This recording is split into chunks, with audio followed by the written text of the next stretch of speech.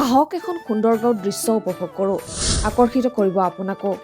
আপুনি এই গাঁৱৰ দৃশ্য চাবলৈ আহিব লাগিব চৰাইদেউ জিলাৰ মথুৰাপুৰ সমীপৰ চলাপথাৰ শ্যামগাঁৱলৈ, য'ত দেখিবলৈ পাব স্বচ্ছ ভাৰত অভিযানৰ সুন্দৰ নিদৰ্শন দাঙি ধৰা এখন সুন্দৰ গাঁও। পৰিষ্কাৰ পৰিচ্ছন্নতাৰে বাহিৰৰ লোককো আকৰ্ষণ কৰা গাঁওখনেই হৈছে চলাপথাৰ শ্যামগাঁও।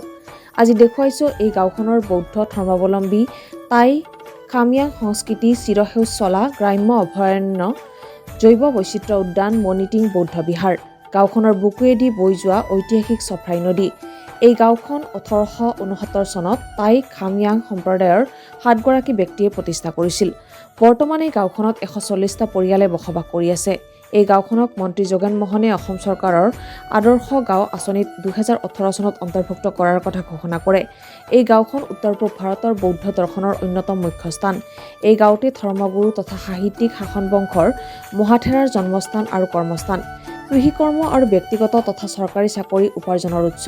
1870 চনতে এই গাঁৱত 2খন বৌদ্ধ বিহাৰ স্থাপিত হৈছিল। এই গাঁৱৰ বাসিন্দাসকলে কাষৰীয়া সকলো গাঁৱৰ সহায় সহযোগেৰে চলা সংৰক্ষিত বনাঞ্চল সংৰক্ষণৰ বাবে গ্ৰাম্য অভয়াৰণ্যৰ ধাৰণাৰে হাতত লৈছে বিশেষ ব্যৱস্থাৰ।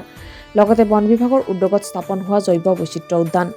পৰ্যটন উন্নয়নৰ বিশেষ উদ্যোগ লোৱা পৰিলক্ষিত হৈছে। গাঁওখনলৈ প্ৰায়ে দেশী বিদেশীৰ আগমন দেখিবলৈ পোৱা যায়। চৰাইদেউৰ পৰা ইছলাম আহমেদৰ ৰিপৰ্ট।